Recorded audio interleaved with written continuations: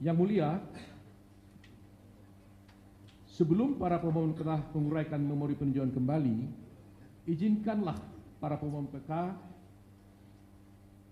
membukanya dengan sebuah pandangan dari seorang ahli hukum acara pidana sekaligus mantan hakim agung, yaitu M. Yahya Harahap, yang pernah berkata sebagai berikut.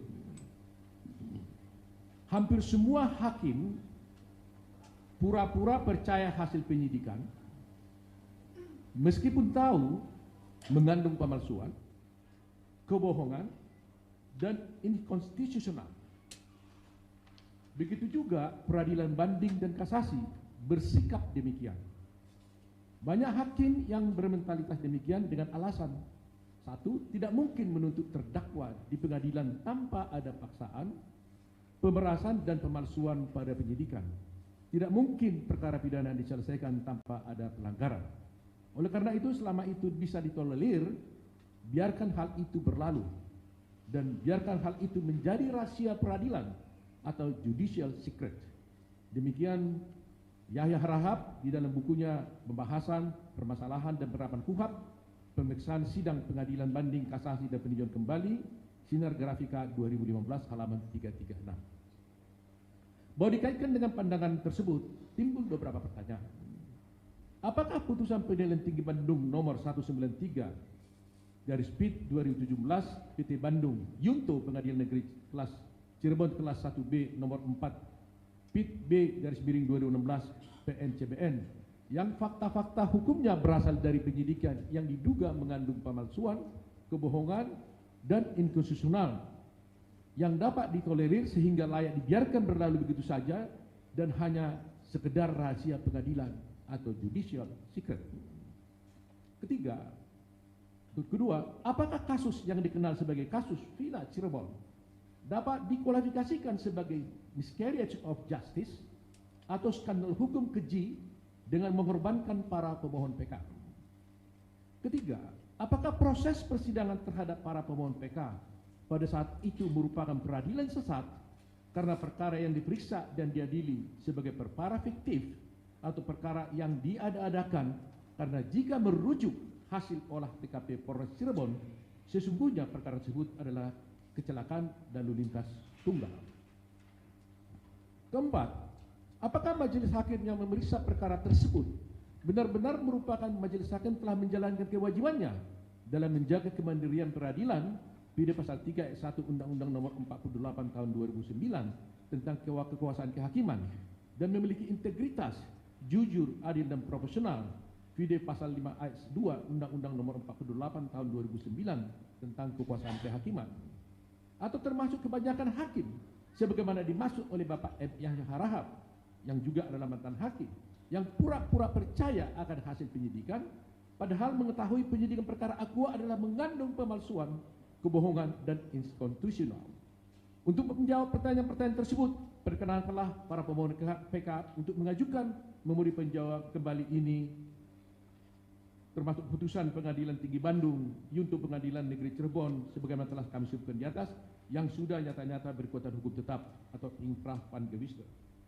Yang mulia majelis hakim, bahwa upaya hukum luar biasa yang dikenal dengan istilah peninjauan kembali dalam ketentuan pasal 2 diatur dalam pasal 263 sampai dengan pasal 269 Undang-Undang nomor 8 tahun 81 tentang hukum acara pidana atau dikenal dengan KUHP, sejatinya lahir dari suatu peristiwa hukum yang luar biasa, yakni terjadinya peradilan sesat terhadap dua orang petani bernama Sengkon dan Karta di desa Bojongsari, Kabupaten Bekasi, Jawa Barat. Bahwa kasus hukum Sengkon dan Karta yang diberitakan luas oleh media massa pada tahun 1977 yang saat ini dikenal dengan kasus viral menjadi perbincangan di masyarakat dikarenakan pada awalnya Sengkon dan Karta ditetapkan menjadi tersangka dari suatu peristiwa pidana perampokan dan pembunuhan terhadap pasangan suami istri yang bernama Sulaiman dan Siti Hayang, dan pada akhirnya pada 1977 Pengadilan Negeri Bekasi menjatuhkan hukuman penjara kepada Sengkon dijatuhi 12 tahun penjara dan kepada Karta jatuhi hukuman selama 7 tahun penjara. Sengkon dan Karta melakukan upaya hukum banding dan kasasi, namun pengadilan tetap pada putusannya untuk menghukum Sengkon dan Karta. Dalam proses menjalani hukuman tersebut, Senkon dan Karta bertemu dengan pelaku yang sebenarnya bernama Genul di dalam LP Cipinang, yang tidak lain adalah keponakan Senkon sendiri. Genul dipenjara karena perbuatan pidana yang lain, dan karena pengakuannya tersebut maka Genul kemudian diadili dan dijatuhi hukuman. Meskipun sudah menemukan pelaku yang sebenarnya, namun Senkon dan Karta tidak serta-merta dibebaskan. Atas desakan masyarakat dan tokoh-tokoh yang prihatin dengan peradilan yang sesat yang terjadi terhadap Senkon dan Karta, termasuk salah satu advokat bernama Albert Hasibuan, maka Ketua Mahkamah Agung yakni Umar Seno Aji kemudian mengeluarkan Perma nomor 1 tahun 80 tentang peninjauan kembali putusan yang telah berkekuatan hukum tetap. Dengan Perma inilah Senkon dan Karta dapat dibebaskan. Bahwa setahun kemudian setelah peristiwa hukum tersebut, lahirlah Undang-Undang nomor 8 tahun 81 tentang hukum acara pidana. Jadi secara historis, lahirnya peninjauan kembali sebagai upaya hukum luar biasa didorong oleh adanya kasus viral tahun 1977, yaitu kasus Senkon dan Karta di Kabupaten Bekasi. Baik upaya hukum peninjauan kembali sejatinya lahir dari konteks perbaikan dan reformasi penegakan hukum menuju pada penegakan hukum yang mengedepankan hak asasi manusia. KUHP membawa harapan baru bahwa pengadilan dan hukum dapat terwujud bagi semua golongan masyarakat, dan bahwa para penegak hukum akan sungguh-sungguh secara cermat dan teliti melaksanakan tugas dan fungsinya sebagai penegak hukum yang selalu mengedepankan asas-asas hukum yang menjamin hak asasi manusia seperti praduga terbersalah atau presumption of innocence, persamaan di depan hukum atau equality before the law, dan asas-asas lain. Masyarakat berharap bahwa transformasi terjadi pada institusi penegakan hukum dan juga penegak hukum menjadi lebih profesional dan berintegritas. Bahwa transformasi hukum dalam suatu masyarakat atau suatu negara selalu berangkat dari konteks peristiwa yang nyata dan konkret. Semisal terjadi suatu peristiwa seorang warga negara atau masyarakat merasa diperlakukan tidak adil ketika berhadapan dengan peranata hukum, sehingga ia berjuang menegakkan keadilan, dan perjuangan tersebut tidak hanya menjadi perjuangan untuk dirinya sendiri, tetapi perjuangan untuk semua orang. Itulah sebabnya ketika seseorang diperlakukan tidak adil, akan muncul solidaritas yang sifatnya komunal atau bersama.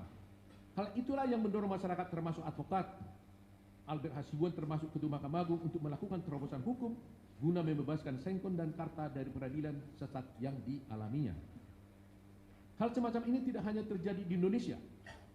Dalam konsep hukum yang lebih luas, kita mengenal adanya Miranda Rules, di mana Miranda Rules akan dibacakan kepada para tersangka yang ditangkap dan diinterogasi. Miranda Rules sama halnya dengan peninjauan kembali merupakan wujud dan transformasi hukum yang berasal dari peristiwa hukum yang nyata dan konkret. Miranda Rules merupakan aturan baku yang diikuti oleh setiap penyidik di Amerika ketika melakukan interogasi kepada tersangka terkait hak-hak tersangka. Misalnya tersangka memiliki hak untuk bungkam. Setiap perkataan tersangka dapat menjadi hal yang memberatkan tersangka sendiri. Tersangka memiliki hak untuk didampingi oleh kuasa hukum dan lainnya. Kewajiban penyidik memberitahukan hak-hak tersangka ini berawal dari peristiwa yang disebut peristiwa Miranda versus Arizona, di mana seorang bernama Ernesto Miranda ditangkap pada tanggal 13 Maret 1963 atas dugaan penculikan dan perkosaan terhadap seorang perempuan berusia 18 tahun. Setelah diinterogasi selama 2 jam, Ernesto Miranda menandatangani pengakuan yang pada intinya mengakui telah melakukan penculikan dan perkosaan. Dalam persidangan, pengacara mengajukan keberatan bahwa Miranda tidak pernah diberitahukan tentang haknya untuk mendapatkan pendampingan pengacara dan tidak diberitahu haknya untuk bungkam, serta tidak pernah diberitahu hanya sebelumnya bahwa selama interogasi semua pernyataannya dapat memberatkan dirinya. Namun Miranda tetap dijatuhi hukuman penjara selama 20 tahun. Kemudian Miranda melakukan banding ke Mahkamah Agung Negara Bagian Arizona. Namun upaya bandingnya ditolak oleh pengadilan, dan kemudian Miranda melakukan upaya banding ke Mahkamah Agung Amerika Serikat, dan upaya bandingnya dikabulkan oleh Amerika Serikat dengan pertimbangan hukum yang pada intinya mengatakan bahwa tidak boleh ada pengakuan dari seorang tersangka di hadapan polisi pada saat tersangka diinterogasi jika seorang tersangka tidak diberitahukan hak-haknya sebelum diinterogasi. Sejak peristiwa tersebut terjadi transformasi di dalam prosedur interogasi yang dilakukan polisi terhadap tersangka di Amerika Serikat. Miranda Rules juga sejalan dengan prinsip exclusionary rule, yakni aturan dalam pengadilan pidana yang menolak menerima bukti yang diambil secara inkonstitusional oleh aparat polisi. Bahwa pada tanggal 26 Mei 2017, Judek Faksi pada Pengadilan Negeri Cirebon telah membacakan putusan setebal 144 halaman, dan putusan tersebut telah diperkuat oleh Judek Faksi pada tingkat banding. Dengan demikian, fakta persidangan dan pertimbangan hukum dari Judek Faksi dalam putusan tersebut akhirnya mengantarkan 7 orang pemuda, 4 orang terpidana di antaranya adalah para pemohon PK ini, ke dalam nestapa penjara seumur hidup dengan tuduhan terbukti secara sah dan meyakinkan bersalah melakukan tindak pidana turut serta melakukan pembunuhan berencana dan turut serta melakukan perbuatan kekerasan memaksa anak melakukan persetubuhan dengannya. Bermula dari inisiatif putusan sutradara bernama Anggi Umbara pada tanggal 8 Mei 2024 merilis sebuah film dengan judul Vina Sebelum 7 Hari. Film bergenre horor tersebut diangkat dari kisah nyata pembunuhan terhadap Muhammad Rizky Rudiana dan Vina Dewi Arsita, dalam hal ini korban dalam perkara Akuo. Film tersebut disambut dengan reaksi masyarakat, khususnya penggiat media sosial, TikTok, Instagram, Facebook, YouTube, dan lain-lain, dan media televisi, yang menyoroti sisi lain dari film tersebut, yakni belum ditangkapnya 3 orang pelaku utama yang bernama Peggy alias Perong, yang berdasarkan pertimbangan hakim merupakan pelaku utama yang menyabetkan samurai pendek berbentuk pipa ke anak korban Muhammad Rizky Rudiana, sehingga akhirnya korban meninggal dunia di tempat. Dilakukannya bersama 2 orang pelaku lainnya yang berstatus sebagai tersangka dan masuk dalam daftar pencarian orang atau DPO, yaitu Andi dan Dani. Bahwa desakan masyarakat, khususnya warganet dan netizen, agar Peggy alias Perong, Andi dan Dani segera ditangkap oleh kepolisian, terus menghiasi pemberitaan dan dari waktu ke waktu, dan akhirnya dijawab oleh Polda Metro Jawa Barat dengan melakukan penangkapan terhadap seorang yang diduga sebagai Peggy alias Perong, yakni seorang pria yang bernama Peggy Setiawan, seorang pemuda berusia 20 tahun yang sehari-harinya bekerja sebagai kuli bangunan. Penangkapan tersebut juga diiringi oleh munculnya salah satu terpidana dalam perkara tersebut yang bernama Saka Tatal yang telah selesai menjalani hukuman dan perapihan hukum yang memberikan klarifikasi dan informasi-informasi yang berbeda dengan putusan pengadilan. Bahwa profil bagi Peggy Setiawan seorang kuli bangunan tidak dapat diterima oleh logika masyarakat umum, khususnya netizen, dikarenakan tidak relevan dengan sosok Peggy alias Perong sebagai anak geng motor yang dikenal sadis sebagaimana yang termuat dalam putusan pengadilan. Gelombang ketidakpercayaan masyarakat membuat beberapa pihak seperti jurnalis, pegiat media sosial, YouTubers, TikTokers, dan Telegram melakukan investigasi secara mandiri dengan menandatangani tempat kejadian perkara, melakukan wawancara dengan saksi-saksi terkait, dan hal tersebut disambut dengan tanggapan yang memiliki peran penting dalam konstruksi kronologis kasus posisi yang disusun penyidik dalam BAP yang kemudian menjadi dakwaan jaksa penuntut umum dan menjadi fakta hukum dalam pertimbangan hakim dinyatakan fiktif oleh penyidik. Dengan adanya 2 DPO yang dinyatakan fiktif semakin mengaburkan fakta hukum yang termuat di dalam putusan perkara Akuo, dan kemudian keraguan semakin lengkap saat Hakim Tunggal Eman Sulaiman pada tanggal 8 Juli 2024 melalui putusan nomor 10 Pit Pra _2024 Bandung BDG menyatakan mengabulkan permohonan pra peradilan yang diajukan oleh Peggy Setiawan, di mana penetapan tersangka terhadap Peggy Setiawan dinyatakan tidak sah dan batal demi hukum, dan memerintahkan termohon dalam hal ini penyidik untuk membebaskan Peggy Setiawan. Bahwa dalam permasalahan selanjutnya muncul rentetan fakta-fakta baru dengan adanya kesaksian baru dari saksi-saksi di dalam perkara Akuo, di mana saksi-saksi tersebut mengakui keterangan yang disampaikannya dahulu adalah keterangan yang tidak benar, yaitu saksi Liga Akbar, saksi Teguh, saksi Pramudia, dan terakhir saksi Dede Riswanto, di mana semua keterangan saksi-saksi tersebut diarahkan oleh Rudiana, seorang kakni narkoba dan pada Polres Cirebon, yang juga merupakan ayah kandung dari korban Muhammad Rizky Rudiana. Bahwa rangkaian pelanggaran hak asasi manusia inkasu hak para tersangka yang kini menjadi para terpidana seumur hidup sangat jauh dari prinsip-prinsip dasar yang diatur dalam KUHP. Rentetan fakta-fakta baru bermunculan dan semakin hari kian terang, bahkan sudah sampai pada suatu keyakinan bahwa diduga keras telah terjadi suatu proses peradilan sesat atau miscarriage of justice dalam perkara Akuo. Film yang berjudul Vina sebelum 7 hari mendapat beragam respon atau tanggapan dari masyarakat, terutama dari netizen. Dalam waktu yang singkat, media massa baik cetak dan online televisi mulai memberitakan film ini serta beberapa dari mereka mulai menelusuri dan mencari informasi tentang peristiwa hukum yang sebenarnya yang menjadi sumber inspirasinya. Para reporter, kontributor, podcaster, influencer serta para penggiat media sosial termasuk para aktivis kemanusiaan, pemerhati dan praktisi hukum seolah-olah berlomba tidak mau ketinggalan untuk mencari tahu tentang kebenaran peristiwa nyata tersebut.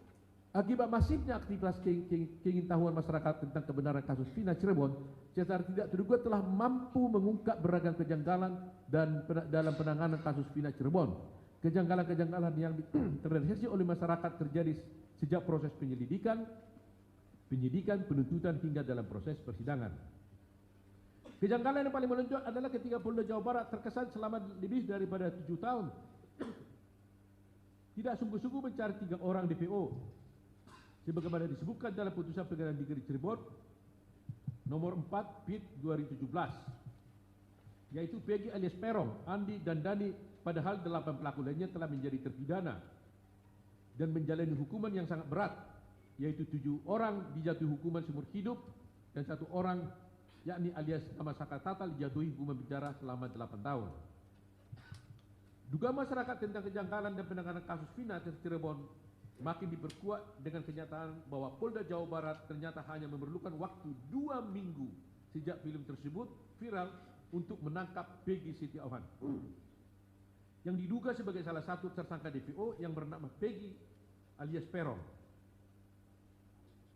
Mayoritas masyarakat umum berpandangan jika saja memang dari 7 tahun yang lalu Polda Jawa Barat serius dan fokus melakukan pencarian dan penangkapan terhadap DPO dimaksud, maka ketiga DPO tersebut mungkin saat ini sudah berada dalam penjara bersama dengan 7 orang terpidana ini.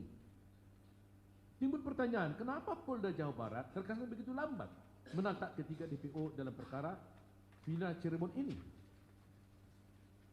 Dengan tertangkapnya sosok yang disebut Polda Jawa Barat sebagai Peri alias Perong, rupanya tidak serta-merta menghentikan kontroversi dan spekulasi di tengah masyarakat. Bahkan sebaliknya justru makin menimbulkan kontroversi dan spekulasi baru.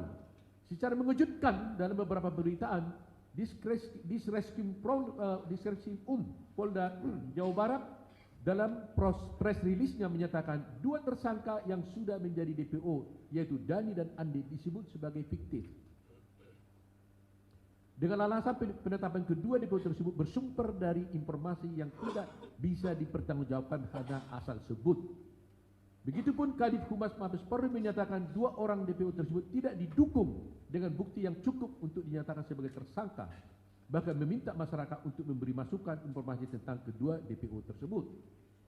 Pernyataan Disreskrim Polda Jawa Barat dan Kadif Humas Mabes Polri semakin menambah kegaduhan di masyarakat. Bagaimana mungkin 2 DPO yang telah ditetapkan sebagai tersangka yang dalam putusan-putusan Pengadilan Negeri Cirebon dijelaskan dengan terang benderang peran dan perbuatannya dalam kasus Vina Cirebon tiba-tiba dinyatakan fiktif dan belum memenuhi bukti yang cukup untuk dijadikan tersangka. Berdasarkan adanya kejanggalan-kejanggalan, kontroversi dan spekulasi yang menyertai kasus Vina Cirebon menyebabkan munculnya keadaan baru berupa keyakinan di kalangan masyarakat bahwa pemohon PK dan terpidana lainnya bukanlah pelaku dalam perkara pembunuhan dan pemerkosaan dalam kasus Vina Cirebon. Keyakinan sebagian masyarakat yang menyatakan para pemohon PK dan terpidana lainnya bukanlah pelaku dalam peristiwa pembunuhan dan pemerkosaan dalam kasus Vina Cirebon makin kuat setelah permohonan pra-peradilan kuasa hukum Peggy Setiawan dikabulkan pengadilan berdasarkan putusan Pengadilan Negeri Bandung nomor 10 PIT pra/2024 PNBDG. Jika menilik kasus Vina Cirebon, sangat masuk akal para pemohon PK mempunyai keyakinan yang kuat beberapa kasus yang pernah terjadi di Indonesia seperti kasus Sengkon dan Karta, kasus Kemat dan David dalam pembunuhan Asrori di Jombang tahun 2008 dan kasus 6 orang pengamen Cipulir yang dituduh membunuh Diki Maulana pada tahun 2017 terjadi pada diri para pemohon PK. Karena setidaknya terdapat beberapa persamaan fakta yang menyertai kasus-kasus itu dengan kasus Vina Cirebon, yaitu semua terpidana atau tertuduh adalah miskin, orang miskin yang tidak memiliki akses kepada keadilan. Kedua, pengungkapan peristiwa dan penetapan tersangka tidak melalui metode scientific crime investigation. Ketiga, penghukuman atas pelaku lebih didasarkan pada hanya pengakuan tersangka belaka. Yang perlu digarisbawahi dalam pengungkapan kasus-kasus terdahulu seluruhnya diungkap dengan adanya mengandalkan pengakuan para terpidana. Untuk sampai pada adanya pengakuan tersangka atau terdakwa atau terpidana, metode penggunaan kekerasan dan penyiksaan kerap menjadi pilihan yang paling mudah. Sedangkan penggunaan metode scientific crime investigation bukan pilihan terbaik yang dilakukan. Hal ini disinyalir terjadi dalam kasus Vina Cirebon, di mana proses pengungkapan atau pembuktian awal tidak didukung proses scientific crime investigation. Hal mana diakui dengan tegas oleh Kepala Kepolisian Republik Indonesia atau Kapolri ketika menyampaikan arahan di hadapan wisudawan STIK PTIK yang dibacakan oleh Wakapolri Komjen Agus Andrianto pada acara wisuda STIK PTIK pada hari Kamis 20 Juni 2024 yang lalu.